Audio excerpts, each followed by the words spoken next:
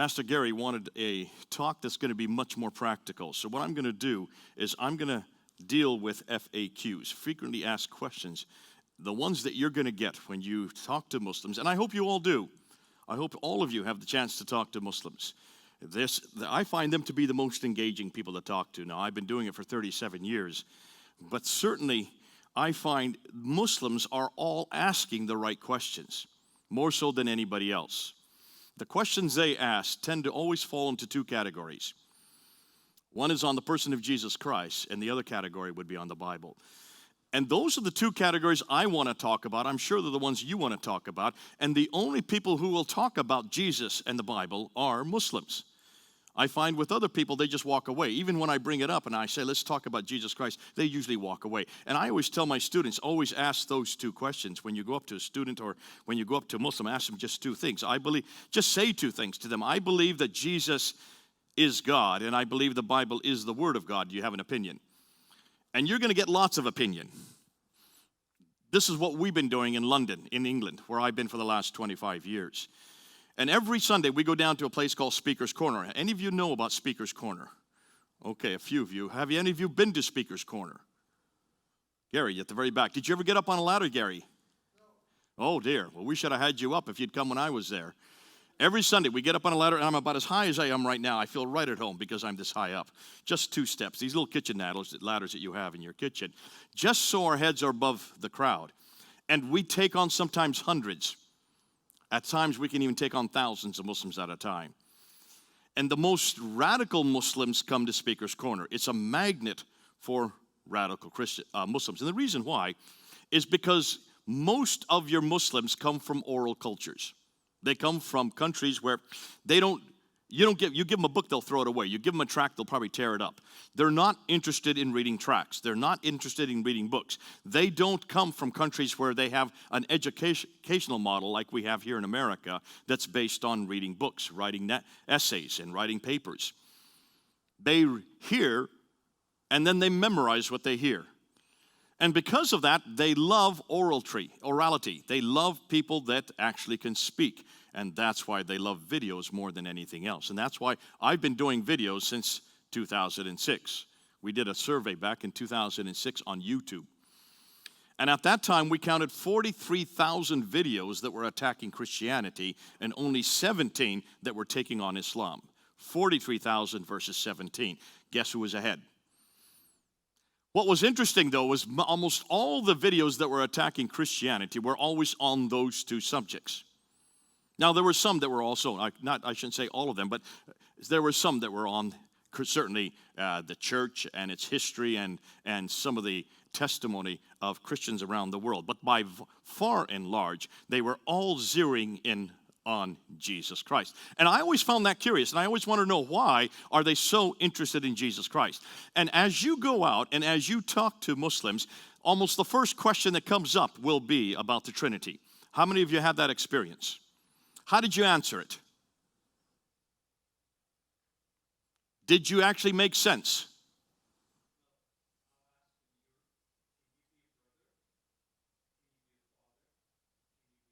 That's a heresy right there. Don't ever do that again.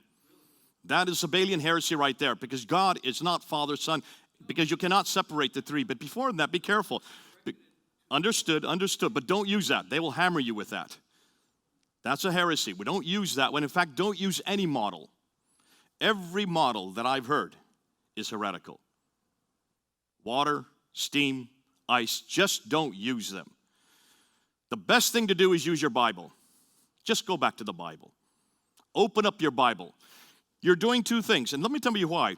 When you work with Muslims, usually when they want to hammer you on the Trinity, it's because they want to find any chink in your armor. They really want to try to overpower you, and they know that you cannot answer it because very few Christians can define the Trinity and also defend it in 2 minutes. And that's all the time you're going to get. So most Christians do like this gentleman here. Father, brother, and what's the other one? Father, brother, and son. Don't use those just because they'll run circles around that, and they'll even show you where that came from, and they'll quote the scholar that first introduced it. So stay away from those models and try to get right back to the Bible. I'll tell you why. It does two things. It gets you back to where you want to be anyways. Because I don't care diddly swat about any of your opinions, and you don't care diddly swat about my opinion. And the Muslims don't care about our opinions. What they want to know is, can you show me where the Trinity is in the Bible? Not the word. Don't even look there. It's not there. In the same token, when they ask you, where is the Trinity, if it's such an important concept, why is it not in the Bible? Ask the same question right back in their lap and say, okay, how do you define God? And the way they define God is tawhid. Tawhid means oneness. It's an Arabic word. So ask them, find the word tawhid in the Quran. It's not there. Now, most Muslims aren't aware of that. They know God is one. They know He is Tawheed, but they all assume that they can find it in the Quran. You can't find it in the Quran. Try and see if you can look at it. No Muslim has been able to find that word. In the same token, we can't find Trinity for a very good reason. It's nothing more than a theological concept which was basically created by Tertullian in the late 2nd century, about 180, to define what we see in the Bible. Now, when I want to talk about the Trinity, and when I want to ask, and when Muslims throw it at me, there's one of two things you can do to help them out, because Muslims are not really looking for an answer. They know that you're not going to give a good answer that they'll be satisfied with. So what you need to do is you need to play the very idea of the Trinity against them. And one of the best things I have found is to ask them, what are the names of God in their Quran? There are 99 names for Allah. And the three most popular names for Allah is Al-Rahman, Al-Rahim, Al-Wadud. You don't have to remember them, they'll know them. Ask them, what's the very first surah? What's the very beginning of the very first surah? And you'll see two of the names right there in the Fatiha, in the very first verse of the Quran. Al-Rahman, Al-Rahim, Al-Wadud. Al-Rahman means the compassionate one. Al-Rahim means the merciful one. Al-Wadud means the loving one. Those are the three most common names, the most important names for Allah. Because Allah can only be defined by His names. They've never seen Allah. He has never come to earth. They've never had a relationship with Him. They've never seen Him face to face. Therefore, they're totally dependent on these names to describe Him. And these are His eternal names. They have always existed. You don't create names for yourself. You will always have a name. And so Allah has always had these names. So ask them, okay, compassionate, merciful, loving, good names, good names. There's a problem. All three of those names require an object, don't they? Am I correct? You have to be compassionate to someone. You have to be merciful to someone. You have to be loving to someone. Am I correct? You cannot have those names without an object. So where was the object of Allah's compassion, mercy, and love before Adam and Eve were created? We've got them. And I've yet to see a Muslim that can answer that question in 37 years. They've not thought through that if God is one, a monad, there's no possibility for relationship. There's no possibility that we can be made in His image, because we're relational animals, aren't we? Every one of us is compassionate. Every one of us is merciful. We're all loving. And the only way I can know that I'm loving is because I'm made in God's image. Genesis chapter 1, verse 26 and 27. Ooh, I love it. Since I'm made in His image, that's why I know that I'm relational. That's why I know that I have love. And that's why I know that as a human animal, we are unique and distinct, and we are made in God's image. And that's the beautifulness, because that means that God whose image I'm made in is also relational, which means God the Father has always loved God the Son. God the Son has always loved God the Holy Spirit. Can you now see where relationship comes from? And Muslims are also relational. They are also compassionate, loving, and merciful. So where do they get their love from? Unless they come on home to our God, the triune God. And what you have done, you've just come in through the back door. How long did it take me to do that? 2 minutes. And that's the beauty of the gospel of Jesus Christ. Another question that comes up all the time is, how could God have a son? Have you heard this one? How could God have a son? And of course, when you ask them, what do you mean God have a son? Well, how could God the Father, marry the mother, Jesus the Son?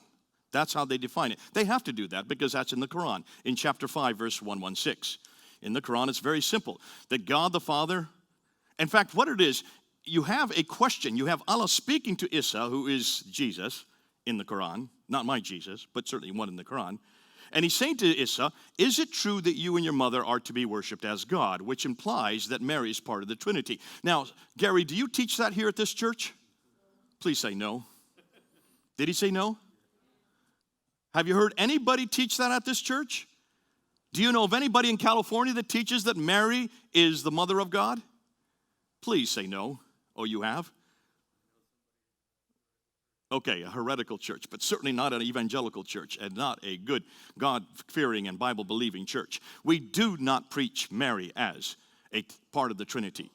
Now, there are groups, and you are correct. In fact, historically, there are the Collyridians. There's a group there right there in the 7th century and the 8th century who possibly could have been the source for this problem. Because certainly in the Quran, whoever put the Quran together, and we're going to get to that, and Pastor Gary wants me to unpack that for you a little bit tonight, more after, little later on. But whoever put the Quran together obviously must have borrowed this from another source, and I think it's from this Collyridian group, because they did believe that Mary was the mother. They could have even got it from the Catholics, who seem to have Mary everywhere, all over their churches. Could be that that's where they got it from, but I assume that they had never read the Bible, whoever put the Quran together. And they certainly hadn't talked to any good Christians, because no Christian would put Mary up there as part of the Trinity. So how could God have a son? Now, the way to answer that is very simple. You're going to be my Muslim for tonight, okay? You've got a beard. You're perfect. I need someone with a beard. You guys don't have beards, sorry. We'll go to the guy with a beard, okay? If you're a beard, that means you're a religious man. You're supposed to have it about the size, about the length of your hand. It was? Shame on you. You've lost your religiosity. Nonetheless, you're going to be Abdul tonight, okay? So, Abdul, let me ask you real quickly. Where are you from? Bellflower. Are you a son of Bellflower? Oh, darn, you're not going to be any help for me then. I need someone who really likes where they're from. Here's a guy with even better beard. Where are you from? Where are you from? Midway City. Where? Midway City, California. What was it? Midway City, California. Beltway. Midway. Are you a son of Midway? Sure you are, and you're proud of it, right? Unlike this guy over here. He doesn't know where he's from. But you're proud that you are from Midway City. Am I correct? Now, does that mean that you have a biological relationship from Midway, that you were born from the ground of Midway? Absolutely not. But you are sure that you are a son of Midway. And that's all over the world. You can ask any Muslim from any country where they're from and ask them, are you a son of Cairo? Or are you a son of Egypt? Or are you a son of Jordan? Or are you a son of Pakistan? And they will all say, yes, we are sons, unlike this man right here. They are proud to be there, but in no notion do any of them consider themselves as biologically born from that environment. More than that, the Quran even accepts that. In chapter 2, verse 177, it says in the Quran that a traveler, someone who's going from one place to another, is a Ibn ul-Sabili. Ibn ul-Sabili means a son of the road. So in Arabic, it's perfectly legitimate to call someone who is traveling a son of the word. But no one reading that would assume that they were born from the ground of the road. There's no biological relationship at all between the traveler and the road itself. They relate to the road. It's a relational title. In Arabic, there are two words for son. One is ibn and the other is walid. And walid is biological. Ibn is always relational. So when Jesus says, because you have also ben in Hebrew, you can see that you have very much the same thing in Hebrew. When Jesus said he is the Ben Yahweh, he is the Son of God, whenever he used that title, nowhere did he ever intimate that he was a biological son of God.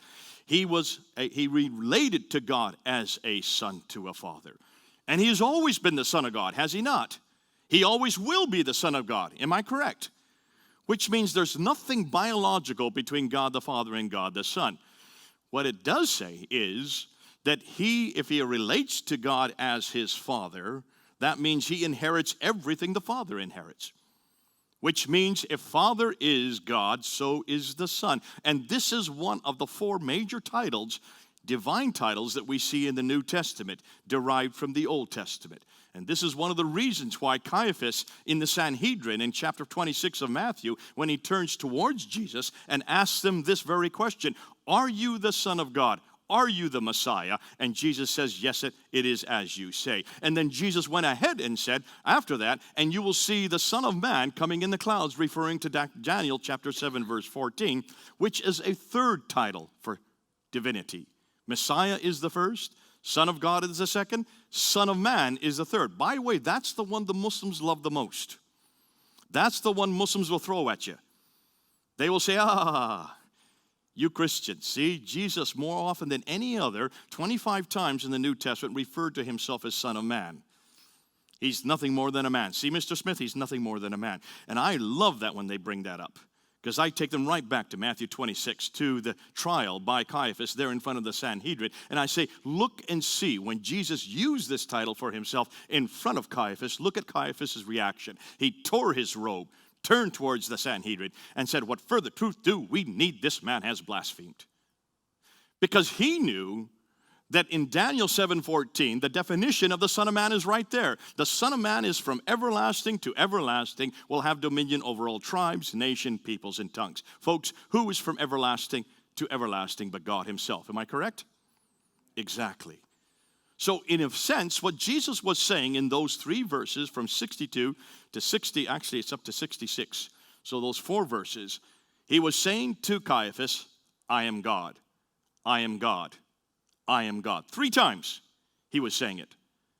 Muslims will ask you, where does Jesus ever say, I am God? Take them to Matthew 26. Just open up your Bible and you will see 3 times Jesus saying, I am God.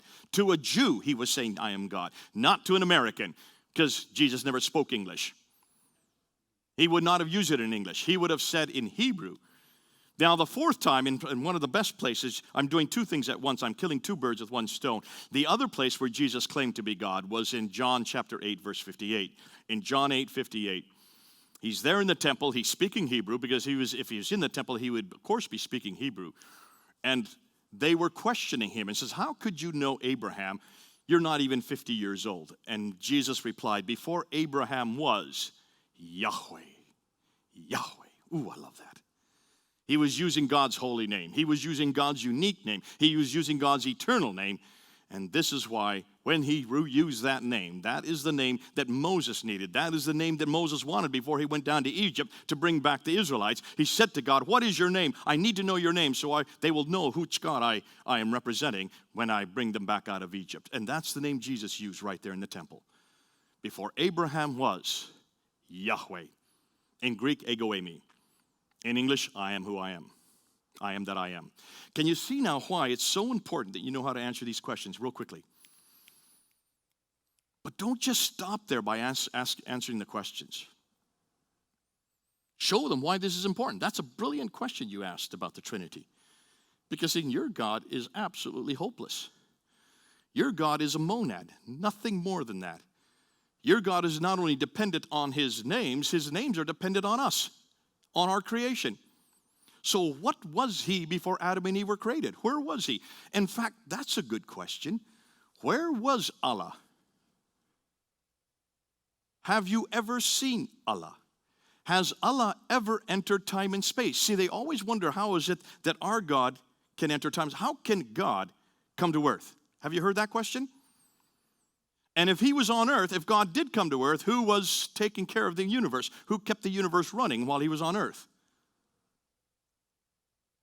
Now you can see they've confused the Trinity again. And they assume that God the Father and God the Son and God the Holy Spirit, all 3 came down to earth in the form of Jesus. And then he came, he was first God the Father, then he became God the Son, all 3 wrapped up into one Godhead. And then he then returned back up to heaven as God the Holy Spirit, all 3. That's why they even asked the question, who is running the universe while God was on earth? Because the way they look at God, there is no triune God. Doesn't exist. God cannot act as 3 yet 1. And so they're imposing onto us their view of God.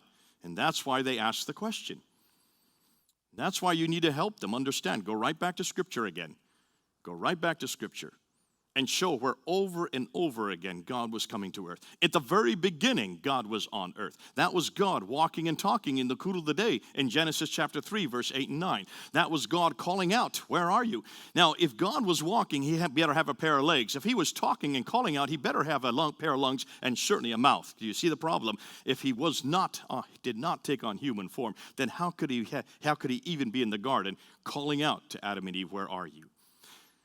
What's interesting is take a look at those two little verses in chapter 3, and you can almost plug in a number of things about God right there. First of all, you can see that God is able to enter time and space. Can the Muslim God, Allah, enter time and space? No. At no point has Allah ever come to earth. Which suggests to me then that the God of the Bible can do anything he wants. Ooh, ta-ta-ta. Whereas the God of the Quran cannot. If God cannot come to earth, then he's not omnipotent.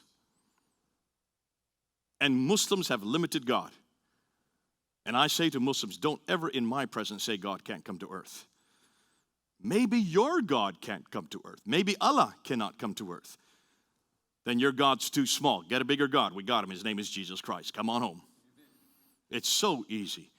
Because what if they're saying, and I remember I did a debate where this came up, and that was the very first question in the debate right there in Russia, in Kazan. And the clerics who were debating me at that time, they said, Mr. Smith, Allahu Akbar, God is the greater. God is the greater.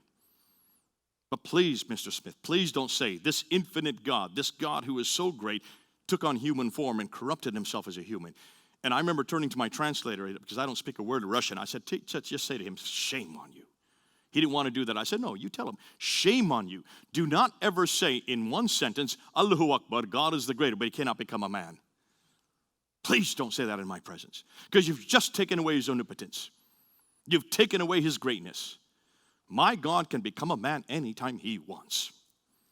And he did so right through history. He was there wrestling with Jacob. You better have a pair of legs. You better have a pair of hands if you're going to wrestle. He was there leading the children of Israel as a cloud during the day. See, he doesn't have to only take on human form. He can take on any form he wants. A cloud during the day and a pillar of fire during the night. He was in the burning bush with Moses. Oh, that's a good one you can use, because that's the bridge. You can go right into the Quran and go to chapter 20 of the Quran, because there's the same story in the Quran. See, the Quran, interestingly, is a book that has borrowed story after story after story. It has borrowed most of the material. Good 70% of the material is borrowed from other sources, and we know exactly where they borrowed them.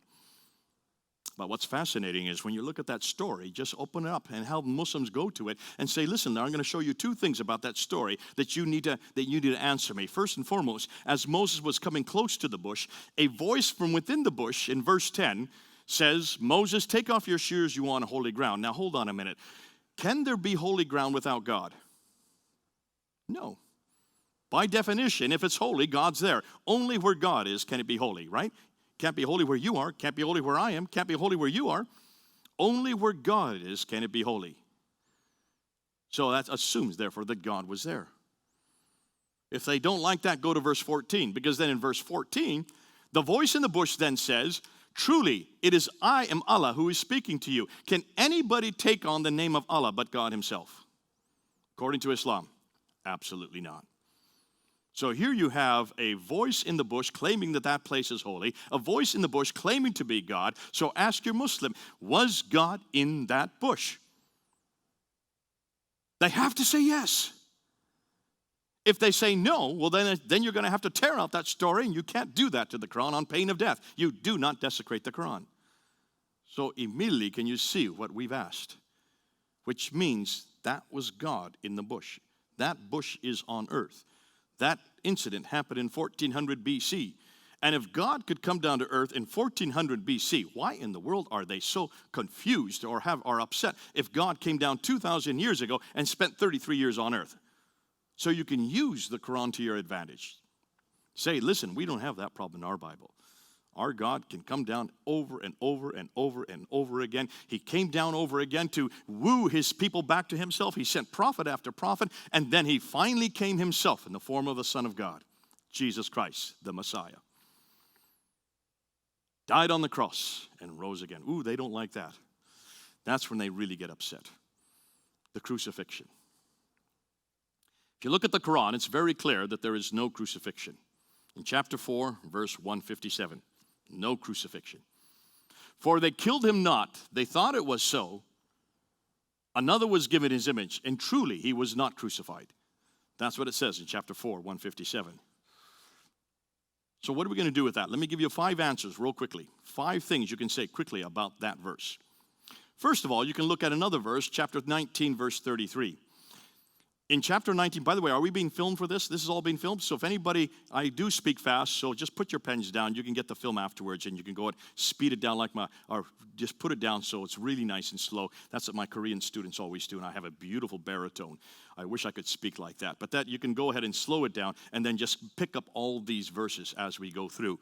So there in chapter 19, verse 33, Jesus, Issa is his name, he's there as a little baby, and he's there in the crib. And he says to the crowd who's asking him where he came from, he said, "Blessed be me, the day I was born, the day I die, and the day I rise again." So there is Jesus referring to his birth, death, and resurrection. That confronts chapter 4, verse 157, doesn't it? It's a contradiction.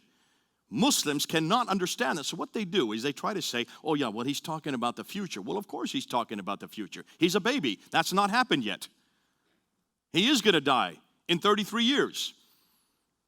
They would like to say this is a future rendering when he comes back another time. There's nothing in the verse to help them with that. You can see they have to impose on the text to get that out of it.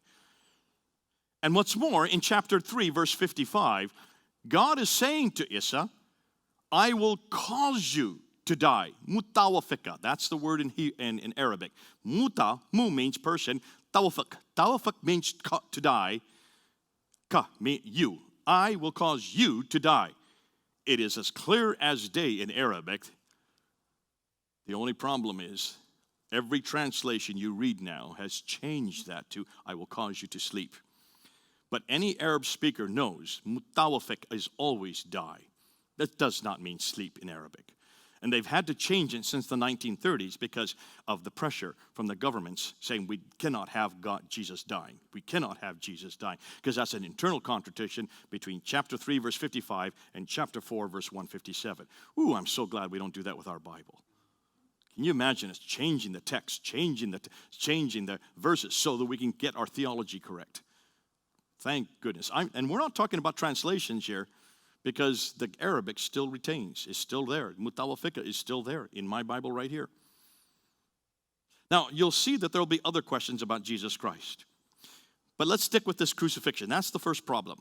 Internal contradiction between chapter 4, chapter 19, and chapter 3. Number 2, the second problem with the crucifixion. If Jesus did not die, what are you going to do with the historical record? The historical record is very clear. Every historian from that period did know that Jesus died. Just take a look at the 3 greatest historians that we look at when we look at the person of Jesus Christ. Thallus and Phlegon, they're both Greek historians that were debating this in 52 AD. That's just about 20 years after Christ's death. They were talking about that death. They mentioned that when Christ died, the sun went dark and the earth shook. So here's Greek historians that had no reason to admit or certainly to support the Christian record, and yet they are admitting that Jesus did die. You have Thallus and Phlegon, then you have Tacitus. Tacitus is a Roman historian. Tacitus did not like Christians. No, he didn't. He had nothing good to say about Christians in his annals. But what's fascinating, he does talk about the death of Jesus. And he mentions that the day that he mentions not only that Jesus died, but he mentions that it happened under the authority of Pontius Pilate during the reign of Tiberius. That's why we know it was in 33 AD, because of Tacitus. Josephus, a Jewish historian, talks about the death of Jesus and curiously mentions the fact that Christians thought he rose again. That's the only non-biblical record we have for the resurrection. So here you have Greek, Roman, and Hebrew or Jewish historians all supporting the death of Jesus. In fact, the question I always ask my Muslim friends is, can you find me one historian, just one, from the 1st, 2nd, 3rd, 4th, 5th, 6th, up until the 7th century that denied the crucifixion of Jesus? Not one. The only reference to the fact that Jesus did not die is in chapter 4, 157 in the Quran, from the 7th, or as we're going to find out, probably 8th or 9th century. And you then understand why not only do you have internal contradictions, you have historical contradiction.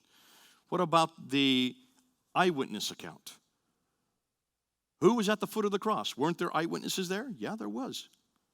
John was there, wasn't he? John was the favorite disciple of Jesus. John had been with Jesus for 3 years. He was at the foot of the cross. Jesus spoke to him. Would not John have known who his Christ was? Would he have not known who the man on the cross was? Absolutely. Don't you think he would have said something if it was another man? And what about the mother of Jesus? She had known Jesus for 33 years. A mother knows her own son, and I don't hear anywhere in the reference there or anything that Jesus or Mary had any doubt that that was her son on the cross. And what about the man on the cross? Wouldn't he have said something? You got the wrong man. I'm not him. Help me. No, look and see what he said. Look at what he said on the cross. Father, forgive them, for they know not what they do. Into your hands I commend my spirit. That does not sound like the wrong man. That does not sound like the man who is not guilty. That sounds like, I'm sorry, that's not the right word. He was not guilty to begin with. You're correct. But it does not sound like the man who was duped. He willingly went to the cross. He knew that he was to be on the cross. And that's why he was going home to be with his Father. But he had something to do first before he went home. Then we get to the fourth problem. And that is Jesus himself. What are you going to do with Issa? If he allows another one to take his place, doesn't die on the cross, but then 3 days later goes into the upper room, introduces himself to the disciples as if he was it, claiming to be the man who died and rose again. A week later, even when Thomas questioned him, he showed the holes in his hands and the holes in his feet. What kind of prophet lies like that? Not my Jesus. My Jesus doesn't lie like that. They've got the wrong Jesus. They think that that's the historical record. And then fifthly, and this is the hardest one for Muslims to know what to do with, and this is the moral argument, somewhat like the fourth one. If Allah took the image of another man and put Jesus' image on him and let that man die in Jesus' place and then told no one about it, and for 600 years told nobody about it, what kind of God is that? That's a deceitful God. That is not the God of the Bible. I don't see anywhere in the Bible where God is deceitful. Do you? Not my God. They've got the wrong God. And it looks like they've got Allah, because that's the God of the Quran. Take a look and see how much that God deceives. In fact, that's quite normal for Allah to do. In fact, it says in the Quran that God is above deception. There are a number of references. I could give them to you right here where God is deceitful. Chapter 3, verse 54. Chapter 8, verse 30. Chapter 10, verse 21. Chapter 3, verse 28. All of these are the deceitfulness of God, the deceitfulness of God, the deceitfulness of Allah. That Allah is above deceit. He cannot be held accountable to the same standard that we are held accountable, because he is God alone. Which suggests that we're talking about two different gods, aren't we? The God of the Quran is not the God of the Bible. The God of the Quran has nothing to do with the God of the Bible, and I never want to hear people say that we share the same God. I will have nothing to do with that God. And the reason why I'm coming down so hard on the crucifixion is because the crucifixion is what the Muslims attack us with. They don't confront us with the resurrection, because they don't believe that there was any resurrection. If Jesus didn't die, of course he didn't rise again. He was always alive. So we've got to deal with the crucifixion. I know you've been told that we must spend all our time with the resurrection, but that's with atheists and that's with humanists. With Muslims, you've got to confront the crucifixion. So just use these 5 points against them. Now we come to the part that Gary wanted me to get into, and that is the problem with the Quran itself, this book right here. Gary, I didn't ask permission to bring this in the room. Is that okay? It's not going to hurt anybody. It's pretty small. I keep it smaller than my Bible. You can see why in a few minutes.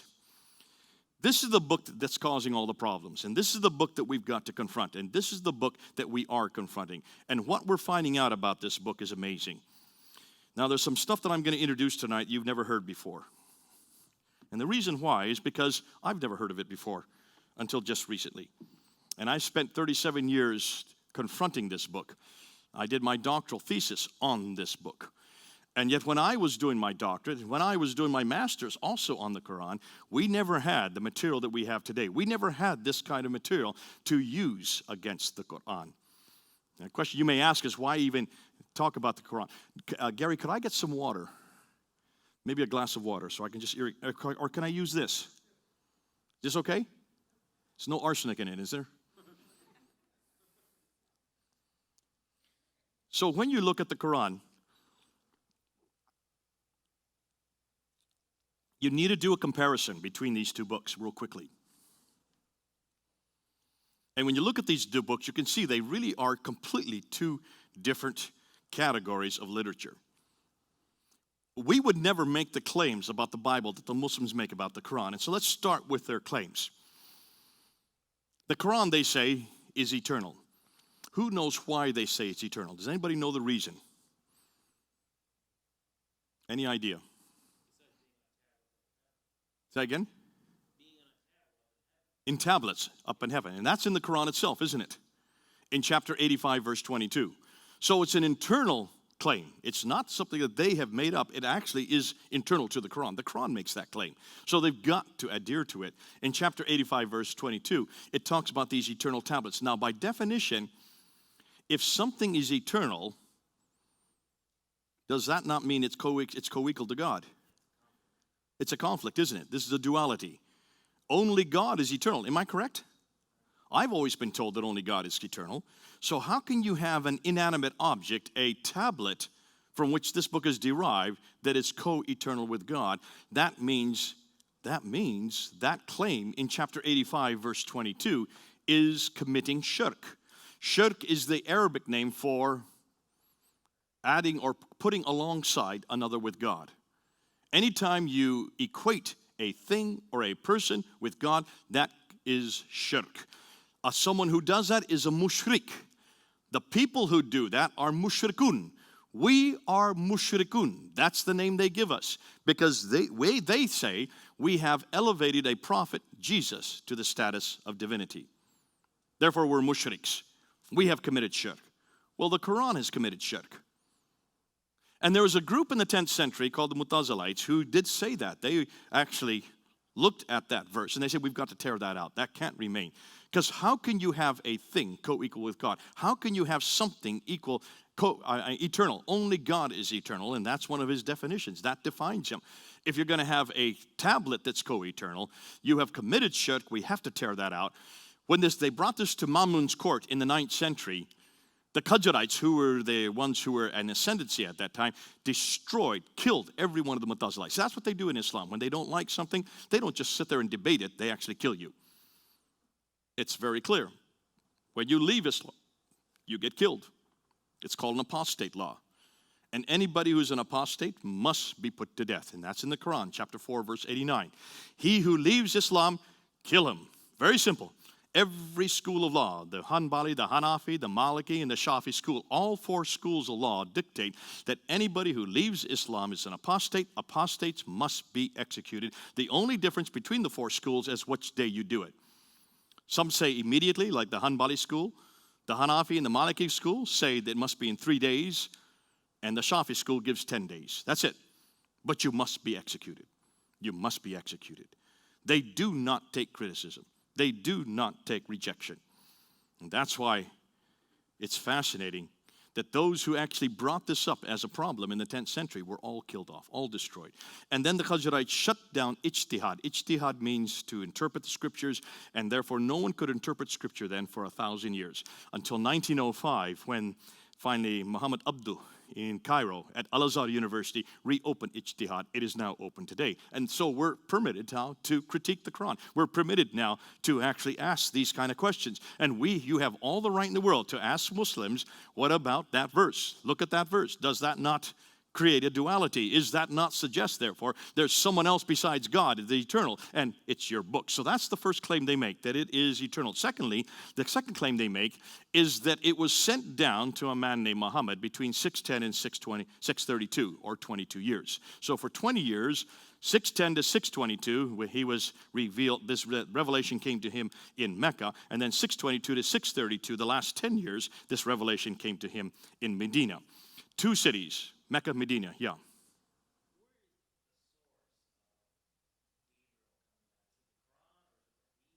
The Quran does talk about Gabriel quite a few times. Right there in chapter 19, that's Gabriel that comes to Mary. Jibril is his name in Arabic. So the source is the Quran itself. But the stories about Gabriel would be the hadith, yes. Doesn't say too much. It just says that he talks to Mary and says to her that she's going to have a righteous son. That's interesting. That's in chapter 19, verse 19. And in verse 20, he says to Mary, you will be a virgin when this happens. Truly, you are a virgin. So that's beautiful because that's a bridge you can use to look at why the birth of Jesus is unique. So Gabriel is in the Quran. Jibril would the name would be. But also, Jibril is also known as the Spirit of God. Ru'ala. Now put that under your hat. So is he a spirit or is he an angel? Malaka. Both and. There's a lot of confusion in the Quran. Don't ask me to explain it. Ask Muslims. Let them have to deal with it. I'm so glad I don't have to defend the Quran. Now let's get back to this thing. So he is eternal. He is sent down to, the Quran is eternal. The Quran is sent down to a man named Muhammad for between 610 and 632, 22-year period. But Muhammad, curiously, did not write it down during his lifetime. And the reason they say is because he could not read or write. Is that a good excuse? Have any of you, does anybody here read and write Arabic?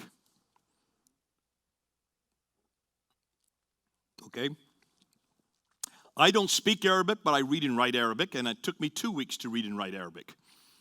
There are only 28 letters in the Arabic alphabet. 7 of them are unique. All the others require either dots above or below the lines. 22 of them. 6 of them are unique. The other 22 require dots. It's not difficult to learn. It's not a very difficult script. So Muhammad would have had 22 years to learn the script. He already spoke it fluently. He was Arab. He grew up with Arabic. To read and write it would have not been at all difficult. Why didn't he learn to read and write it?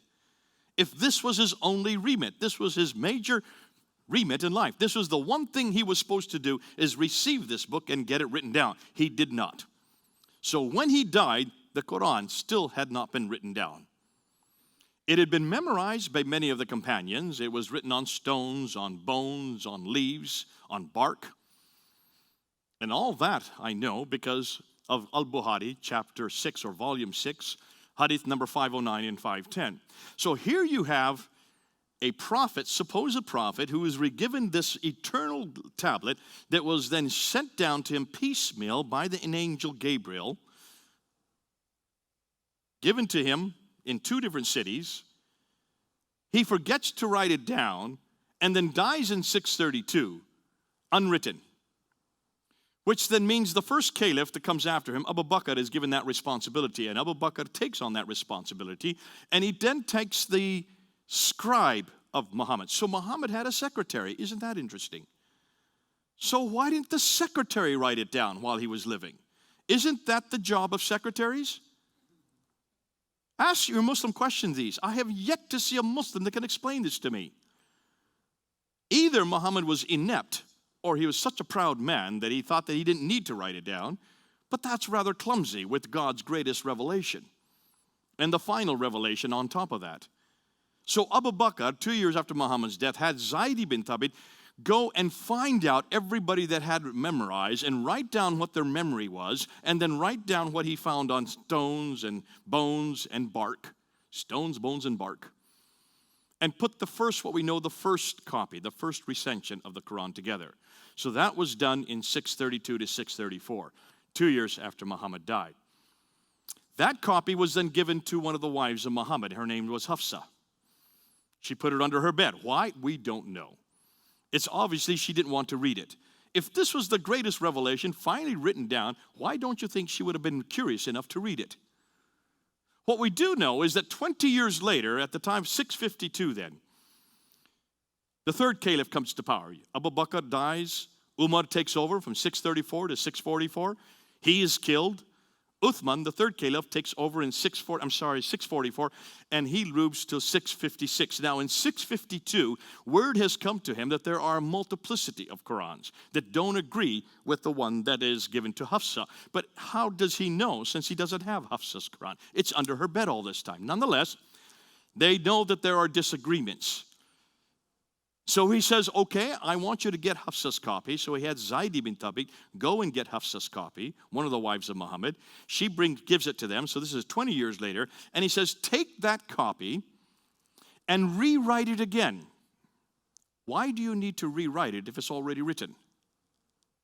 And if you have any disagreement amongst you, and there was 4 of them that were given that responsibility, Zaid ibn Thabit, the secretary, Allah Zubair and Harith, 3 others. The 4 of them were to rewrite the Quran again using Hafsa's copy, and if there were any disagreements, they were to rewrite it in the Qurayshi dialect. Now, none of you speak Arabic here, but if you did speak Arabic, you'd know that immediately there's a problem there, because dialectic differences, by definition, require dots above and below the line. That's how you get dialectic differences. Even more so, they require vowelization, the dhamma, the u sound. Dhamma, the u sound, which is a little curly Q above the line. The fatha, the a sound, which is a little sliver above the line. And the kasra, the e sound, which is a little tick below the line. U, a, e. Those are the 3 vowels in Arabic. That's it, only 3 vowels. Everything else is consonantal. Consonant after consonant after consonant. So how can you have dialectic differences in the 7th century when there were no diacritical marks in the 7th century? There was no vowelizations. Those weren't invented till the 8th and 9th century, 100 to 200 years later. Are you following me? No, not many of you. I can see I'm losing all of you. That's all right. You don't really have to know this. People like me have to know this, because this is where we're hammering the Muslims. They have no idea how to answer that. And yet there it is. Write it in, if you have any dialectical differences, write it in the Qurayshi dialect. The reason why no one gets this, and the reason why even the Arabs certainly don't want to talk about it, is because that portion, that story, comes from a man named Al-Bukhari in the late 9th century. That's 240 years later. None of that we know about the Quran comes from the 7th century. We know nothing about the Quran from the 7th century. There's no writing whatsoever about any Quran at all in the same century that the Muhammad lived. It's all what they thought happened 240 years later, 870, redating it back to 632 and 652. Can you see a problem here? Are you starting to see the problem that's rising? Now, so they write the Quran in the Qurayshi dialect. Then Uthman goes and takes all the other manuscripts of the Quran and he burns them. Does that bother any of you? Why do you burn manuscripts? Any idea? To get rid of what evidence?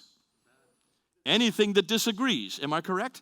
So obviously there must have been something that disagreed. Otherwise, what did he burn? Am I correct? Muslims, they strenuously try to deny that. No, that's not what he was burning. No, these are nothing more than dialectical differences that he was burning. There were no dialectical differences. Okay, these are nothing more than different ways of reading it. There is no way to read it if you don't have any ways to delineate the readings. That doesn't come in for another 100 to 200 years. And every time they make an excuse, we hammer them. That's why no Muslim will debate me on this anymore. They dare not debate us on this. They cannot debate us on this. And we're just getting started, folks. This is only the few of the first problems. So once they do that then, Uthman then commissions the one copy to be made into several copies, to one copy to be sent into every province of his kingdom. Now when you look at a map, you will see that there were 9 provinces at the time of Uthman. Basra, Baghdad, Damascus, Jerusalem, Cairo, Alexandria, Aden, Herat, and Nishapur. Did you count 9? I counted 9. 9. 9 Qurans to 9 cities. When I was learning Islam and when I was getting my master's and doing my doctorate, I was only told there were 4 Qurans to 4 cities. Basra, Baghdad, Damascus, and Medina. That's it. That's what I always was told. I had no idea that there were actually 9 cities at the time of Uthman. That means they have to show us, therefore, 9 Qurans from the time of Uthman. Because you're only talking about 1,400 years ago. That's not very long ago, is it? When you're talking about manuscripts. Remember, these are not papyrus. None of these are papyrus. These are vellum, these are parchment, these are manuscripts, these are codices that are written on animal skin. Animal skin is durable. If you have any doubt, take a look at what we have for parchment and vellum when it comes to the biblical manuscripts. Look and see what we've got in the British Library. Come to London, where I've been living for the last 25 years. Go look at the British Library, and you'll see the Sinaiticus right there, which is part of our tour. When we go people through the British Museum and the British Library, you'll see the Sinaiticus, the entire New Testament, from the time of the 4th century, between 325 and 350 AD. That is 300 years before the Quran. It is as pristine today as the day it was written. There's no blemish in it. It's a beautiful book. Right next to it is the Alexandrinus. The Alexandrinus is both the Old and the New Testament from the 5th century. That's 200 years before the Quran. If we could come up with those two manuscripts just in the British Library, you want to go down to the Vatican, and you have the Vaticanus, which is, again, the New Testament, much like the Sinaiticus from the 4th century, though they're known as the three metropolitan codices. They are all 3 to 400 years before the Quran. What's fascinating is we can come up with 365 manuscripts of the New Testament alone, either partial or complete before the 6th century. All we're asking the Muslims is one, just one of those 9 from the 7th century. One manuscript from the mid-7th century, complete and unchanged. That's all I'm asking. Is that too much to ask? Absolutely not.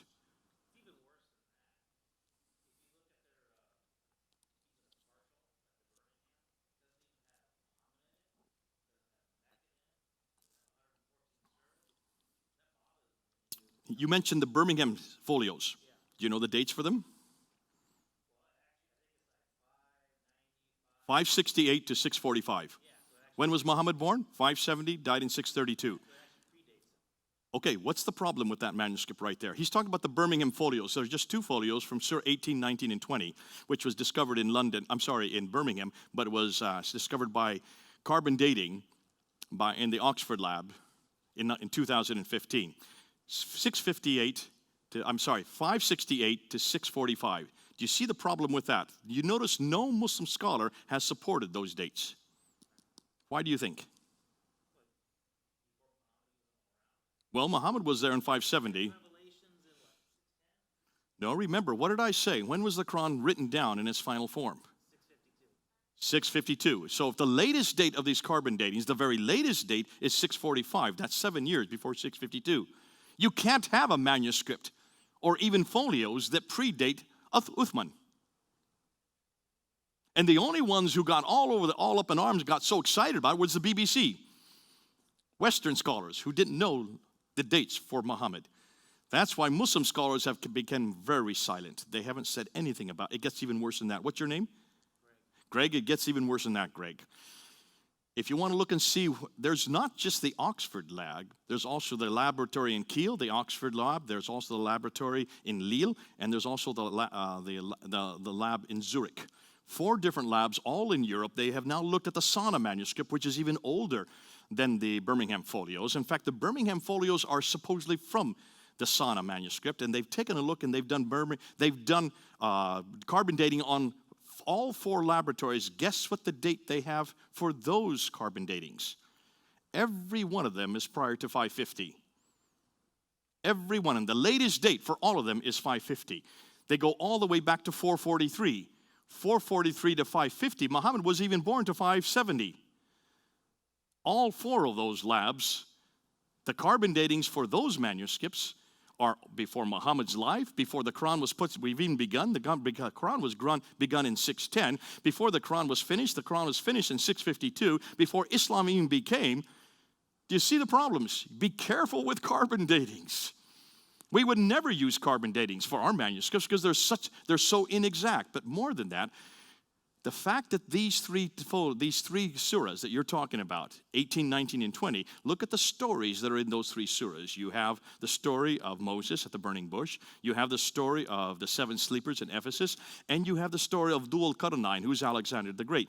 Now, none of these are unique to the Quran, are they? They're all borrowed. But those stories would have all predated the Quran, wouldn't they? So even if you went with the carbon datings, that means these are all older than the Quran because the stories are older. If you're borrowing, that means they were there beforehand. Ooh, I love it. It just makes my job so easy. So be careful of any type of scientific evidence that goes against what we're now finding out with paleographical evidence. Now, Greg, just continue on from that. Can you then see why Muslims have now kept quiet about these new findings in Kiel, in Zurich, in Lille, and also in Oxford? It's all over, yeah. In fact, it's public information in that the people that are putting it public don't want their names to go with it because they know that they could have death threats. It's published, though. It's right out there. But let's continue on. Regardless of the carbon datings, and the carbon datings are so inexact, no one's using them anymore, let's go back and let's find out what we do know. What do we know about these 9 manuscripts? We can't find any of them. However, we can find 6 of them that do not come from the 7th century, but the 6 oldest manuscripts that do exist in the world today. Does anybody know what the 6 are, or even one of the 6 are? The Sana, that's one. That's in Yemen. No, not the Birmingham. That's just 2 folios. Topkapi in Istanbul, Turkey. The Petropolitanus in Paris. This man's good. Oh, you took my course. Okay. All right. Well, then you're a good student if you remembered all these. So that's 3 of them. You're halfway there. What's the one in London? The Ma'il. Okay, Ma'il in London. And there's one more real famous one. In Cairo, that's the Husseini. Not so famous, but you're missing the most famous, and that's the Tashkent one. The Samarkand in Tashkent, Uzbekistan. So you have the Topkapi, which is in Turkey. You have the Samarkand, which is in Tashkent. You have the Ma'il, which is in London. The Petropolitanus, which is in Paris. The Husseini, which is in Cairo. And then the best one, my favorite one, is the Sana'a, which is in Yemen. The newest one that was discovered in just 1975, when they were washing out the dome of the mosque there in Sana'a. They found a trapdoor. They opened the trapdoor, and thousands or hundreds, maybe not thousands, hundreds of manuscripts fell to the ground, which is not uncommon. Whenever Qurans start to deteriorate, they hide them up in the mosque domes, and they just leave them up there and they forget them. These had all been forgotten. Most of them were not very old, but the ones that were the most exciting were a number of very, very old manuscripts. They had no diacritical marks, they had no vowelization, proving that they were probably from the 8th or 9th or possibly 10th century. But they couldn't read them because there was no diacritical marks, so they had to fly down 3 German scholars, Dr. Gerd Prin, Dr. von Bothmer, and Dr. Oleg. They flew them down in 1981 to look at these manuscripts and to film them. And they filmed them immediately because they realized that these are the oldest manuscript that they'd ever come across. It was using the Hijazi script, which is a much, much older script. They had no diacritical marks. They had no vowelization, which was to be expected.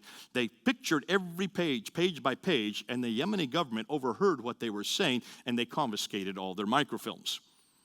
And they did not release those microfilms until 1997. Upon which I went to Germany to talk to them and looked at them, and they gave me some of the facsimiles of what they had found.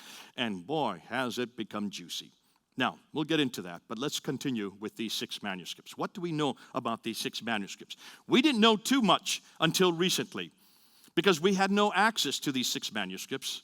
We were finally given access, not us, but the Muslim scholars, Dr. Tahir Atakuluc and Dr. Ekmel Nisanalu, 2 of the world's foremost Muslim scholars on the Arabic text, were given access in 2002. And for 5 years, they looked at these manuscripts. They studied all 6 of them. They did forensic testing on them, and they came up with their conclusions in 2007. That was printed up in 2009. It was translated into English in 2013.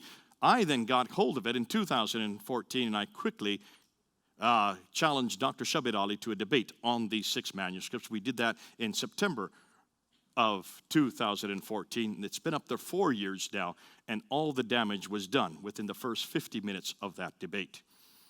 The reason why is that this is the first time we were able to look at that manuscript. And what we found out is that those manuscripts, and what we found out is that not one of those 6 manuscripts was from the 7th century.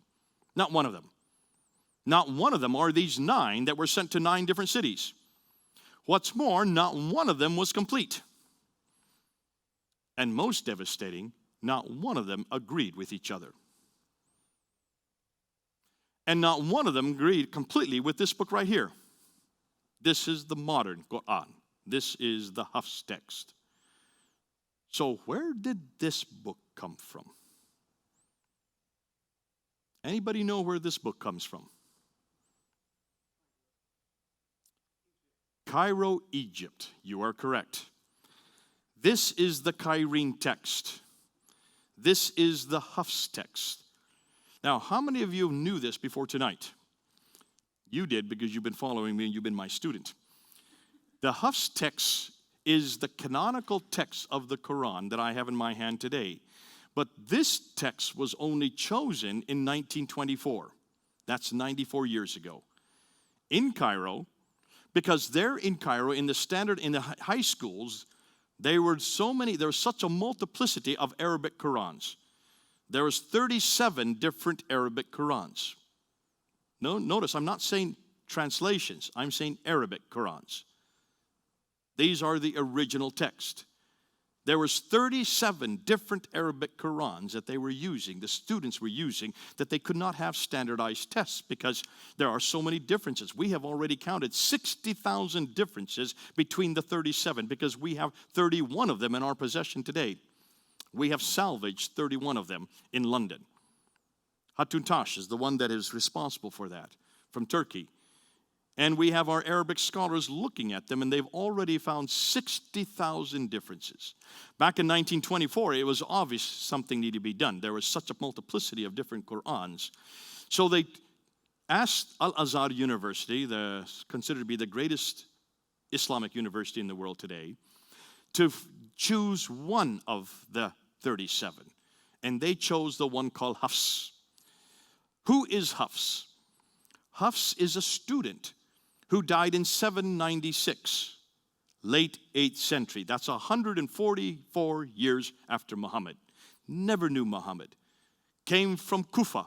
Didn't even live where Muhammad lived. Lived hundreds of miles away and hundreds of years later. And it was his text that was chosen as the official text for all the high schools in Cairo in 1924. What did they do with all the other texts? They took them all, they took them to the Nile, and they drowned them. They're still in the Nile today, the Nile River. This time they didn't burn them, they drowned them. So whenever you find a Quran that doesn't agree, you either burn it or drown it. That was done 94 years ago. By 1936, they realized that what they had done in Cairo was so successful, because now they could get standardized tests, that they decided to make it nationwide. So all of Egypt then was given the Hafs text. And it was known as the Farouk text, named after King Farouk, who became king in 1936 to 1952. But that was just Egypt. In 1985, in Saudi Arabia, they saw what was happening in Egypt, and they realized that that was so successful in Egypt, they wanted to make this worldwide. So King Fahd, the king at that time in 1985, took the Hafs text and standardized it and canonized it as the official text for all Qurans all over the world. That was only 33 years ago. Which means some of you in this room are older than the Quran. Ooh, Put that under your hat. And yet the Muslims tell us the Quran is eternal. The Muslims tell us it was sent down to a man named Muhammad. The Muslims tell us that it was compiled at the time of Uthman. The Muslims tell us it has never changed. The Quran we have today is exactly like that one in heaven. Can you see from what I've just told you in the last half hour that we can destroy the Quran and every one of those pronouncements? And it's only taken me 30 minutes to do it. And all of you understand what I've said. I've not even got into the nitty-gritty. I've not even got into where the differences are. I've not even got into how many variants there are. But we're going to come up with something in November that's going to destroy even more. I can't tell you too much about it. Even Gary is why he wants me to say much about it. What we now are doing is looking at the original canonical text. That means the actual, not the canonical. That's not the right word. Consonantal. the consonantal text. That's the original text with no diacritical marks, with no vowelization. We have now pictures of over 4,000 variants within the 6 major manuscripts. We have not shown them to the world. We have not done like with like, showing every one of the manuscripts. There are thousands of erasers, words, entire sentences that have been erased. There are thousands of insertions, words, phrases, sentences, paragraphs that have been inserted at a later date. There are thousands of coverings and tapings where they've taped over entire portions of the Quranic text, covering where they have covered over entire sentences. Wouldn't you love to pick it up to see what they're covering? At times they've covered and written over top a completely different sentence. Thousands of these, 4,000 to be exact. These we're going to introduce worldwide in November. It'll be the first time that Muslims will be able to see them. And what we're doing is we're taking slide by slide every variant and putting it next to the Hafs text, showing exactly where they change. So even you who do not read Arabic, you can just visually see the differences. Then we'll show you what each one says. And then we'll show you how it's changed the text and how it's changed the theology.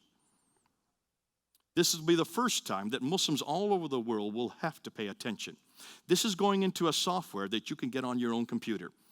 You will have access. It's called Quranic Gateway. It's been put out by Rabbi Zacharias Ministries. We're the ones that are doing the work for him. I'm not doing it. I'm the only one that's actually doing the comparisons.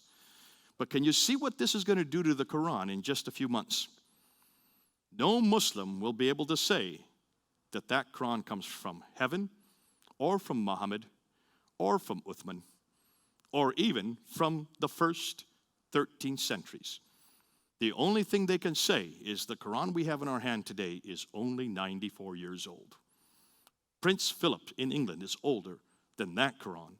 And the canonical Quran, the one that every Muslim is using around the world, many of you in this room are older than it. Thank God we don't have this problem. Gary, over to you.